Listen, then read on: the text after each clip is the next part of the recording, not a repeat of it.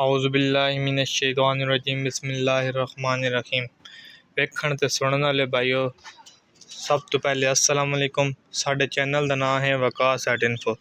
साड़ी जी अज की वीडियो है, यदा मौजू है 2025 कण किस किस्म के बकरे लैने, किस उम्र के लैने, किस कीमत के लैने, किस नस्ल के लैने।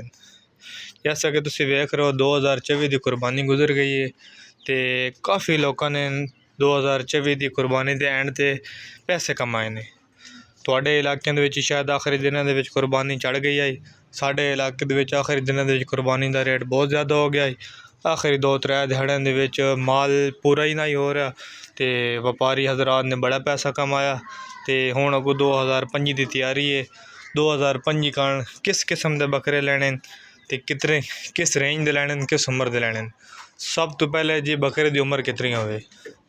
देखो मेरे भाईओ, जी सब तो पहले असा जो बकरा लेना ना किस उम्र का, वो कम अज़ कम जोड़ा है ना वो टोटल उम्र 16 महीने होनी चाहिए। कुर्बानी तो घट 2 महीने पहले सोए होवे, ज़्यादा तो ज़्यादा 4 महीने पहले सोए होवे कुर्बानी वाली तो बात। तो हुण असा जो लैन बैना सन तकरीबन जोड़ा ना 2-3 महीने का जोड़ा बच्चा होंदा वो सन पहचान हो वैसी वजह तकरीबन 2-3 महीने का है।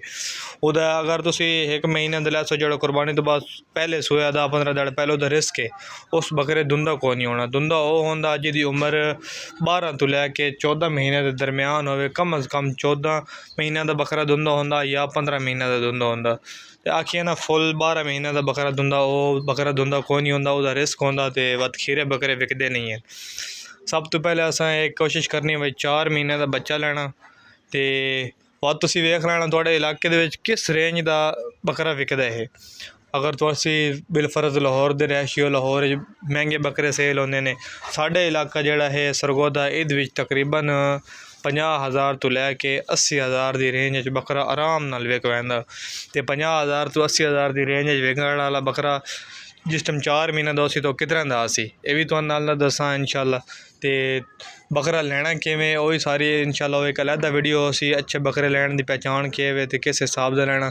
फिलहाल तुहानू सिर्फ उम्र का दसां तो किस प्राइस तो तुहानू मिलसी तो किस नस्ल का लैना। तुसां मंडी चले गए हो, तुसां एक दरम्याना बकरा लैना, ना ज़्यादा अच्छी नस्ल होवे ना ज़्यादा नॉर्मल होवे, एक दोगली जिन्हों सदन दोगली नस्ल का। और दोगली नस्ल का तकरीबन 3 तो 4 महीने का बच्चा जोड़ा है वो तुहानू 15,000 तो लैके 20,000 के दरम्यान मिलसी, जी साढ़े इलाके की मंडियां के हिसाब है। अगर बहुत ज़्यादा अच्छा होया, बहुत ज़्यादा महंगाई हो वैंदी तो वह तुहानू 22,000 का मिल वैसी जोड़ा इस टाइम। हुण अगर तुम लैसो 3-4 महीने का तो वह इंशाल्लाह तुहानू 20,000 की भी तुम एवरेज कर लो। 20,000 का अगर तुम बकरा लैसो तो इंशाल्लाह वो तुहानू कुर्बानी ते आराम नाल 60-70-80 तुम ज़्यादा मेहनत करे सो 80 तक निकल वैसी।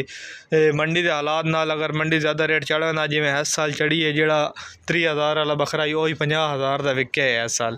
तो तुम ये करना जोड़ा वो तकरीबन तुहानू 4 महीने का बकरा तुम लैना 21,000 की रेंज तक ठीक हो गया। तो नस्ल वो तुम आप वेख लैनी भाई किस हिसाब का लैना, तुहानू आपे पता लग वैसे तुम मंडी वैसो ना मतलब दरम्याना जहा बकरा। तो उम्मीद है तुहानू समझ आ गई उसी सारी गल दी भाई किस उम्र का बकरा लैना। उम्र वो होवे इस टाइम 4 महीने, तो कीमत वो होवे 20,000 तक। तो इंशाल्लाह वो तुहानू प्रॉफिट देसी। उदा हुण इतना खर्चा भी कोई ना हो सी। तुसी अगर वो हुण बकरा जोड़ा तुहानू 20,000 का मिलना या 18,000 15,000 का मिलना, अज तो तुसी 3 महीने बाद लैसो तो वह बकरा तुहानू 28,000 29,000 का मिलसी। तो तुहाडे वाह पैसे बच वैसे ने इंशाल्लाह। तो नैक्सट वीडियो इंशाल्लाह तुहानू वो बनासी भाई बकरे अच्छे बकरे की पहचान के वे किवें लैना, मंडी च वंज के केड़ी गल्लां वेखनियां, वो इंशाल्लाह नैक्सट वीडियो मिलसी है। तो मिलते हैं जी, अल्लाह हाफिज़।